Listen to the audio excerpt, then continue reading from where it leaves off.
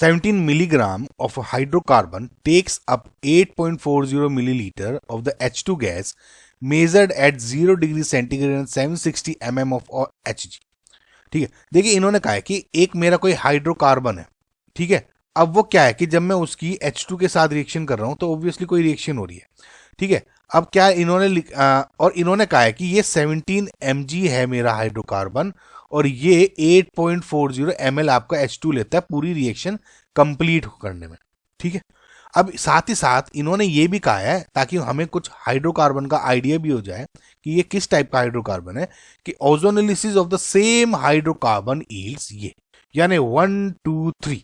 अब देखिए मुझे पता है कि इस टाइप का अगर मेरा कोई कंपाउंड होता है, जैसे मतलब मैं जस्ट एग्जांपल बता रहा हूं, ये हो गया आपका एल्कीन हो गया सिंपल, जब इसका आप ओजोनोलिसिस करते हो तो क्या हो जाएगा, ये बॉन्ड ब्रेक हो जाता है, करेक्ट, और ये इस तरह के कंपाउंड बन जाता है, ओ जुड़ जाएगा बेसिकली, ये हो जाएगा, सिमिलरली ये हो जाएगा, राइट।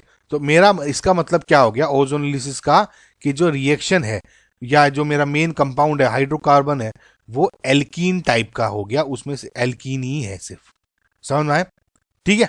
अब एक बात देखिए, अगर मैं ऐसे इस बात को देखिए, सपोज इसमें दो डबल बॉन्ड है तो मैं कह सकता हूं कि 2H2O यूज हो जाएगा इसको इसमें कन्वर्ट करने में, ठीक है।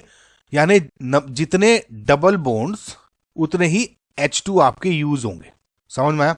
तो अगर मैं इससे कैलकुलेट कर लूं कि एक हाइड्रोकार्बन से में कितने आपके H2 यूटिलाइज हो रहे हैं, या ये कह दूं, अगर देखिए इससे क्या हो रहा है कि मेरा जो ये हाइड्रोकार्बन है ये अगर 1 मोल है तो 2 मोल आपके H2 यूज कर रहे हैं, तो मैं ये वाली जो रेशियो है इसमें पता कर लूं तो मैं नंबर ऑफ डबल बॉन्ड्स पता कर सकता हूं। कैसे, कि जितने मोल मेरे हाइड्रोजन गैस यूज हो रही है उतने ही मेरे उसमें डबल बॉन्ड होंगे, और वो मैं आपको बाद में जो मेन कंपाउंड है बना के भी दिखा दूंगा। इतना समझ में आया? अगर थोड़ा भी समझ में आया है तो इसमें भी एक बार कंटिन्यू रखिए।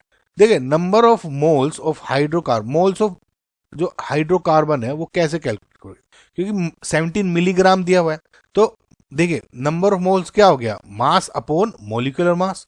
तो मास कितना दिया हुआ है 17 मिलीग्राम यानी 10⁻³ upon molecular mass. Molecular mass कितना हो गया, मोलिकुलर फॉर्मूला दिया हुआ है C10H16, C10 यानी 10 इंटू 12 प्लस 16 इंटू 1 कर दोगे 120 प्लस 16 यानी 136, तो 136 हो गया इसका मोलिकुलर मास। इसको देखोगे तो 1.25 इंटू 10⁻⁴ आ गया, तो ये हो गया number of moles of hydrocarbon, ठीक है। अब देखते हैं number of moles of H2। अब देखिए इसमें वॉल्यूम दिया हुआ है, H2 के लिए क्या हो जाएगा, PV equals to nRT, n यहां से आप निकाल सकते हो PV अपॉन RT से। प्रेशर दिया हुआ है 760 mm ऑफ Hg, ठीक है। अब देखिए मैं 0.0821 लीटर एटमोस्फेयर वाली R लगा लूंगा तो मैं क्या हो जाएगा 760 mm Hg क्या हो जाएगा 180 m इंटू वॉल्यूम क्या हो गया आपका 8.4 into 10⁻³ divided by 0.0821 upon temperature क्या हो गया 0 डिग्री सेंटीग्रेड, केल्विन में हो गया 273। इसको पूरे को सोल्व करते हो आप तो आ गया 3.75, ठीक है।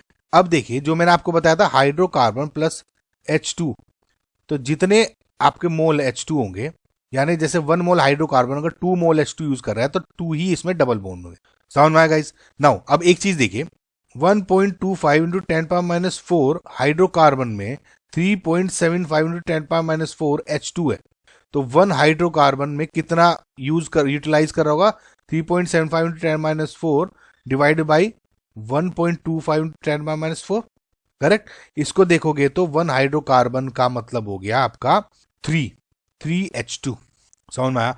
इसका मतलब आपका जो हाइड्रोकार्बन है उसमें 3 डबल बॉन्ड्स है।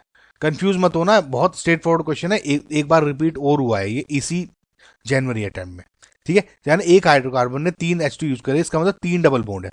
अब इसको कैसा हुआ होगा, रहा होगा ये डबल बॉन्ड, ये प्रोडक्ट कंपाउंड, अगर मैं इसको यूटिलाइज करके देखूं इससे, तो देखिए इस टाइप का कंपाउंड बनेगा ये CH3 CH3, ये हो गया डबल बॉन्ड O है, ये मैं इसको जोड़ दूंगा इससे, देखिए नीचे वाला लिख लो H C, ये वाला हो गया CH2 C double O double bond H।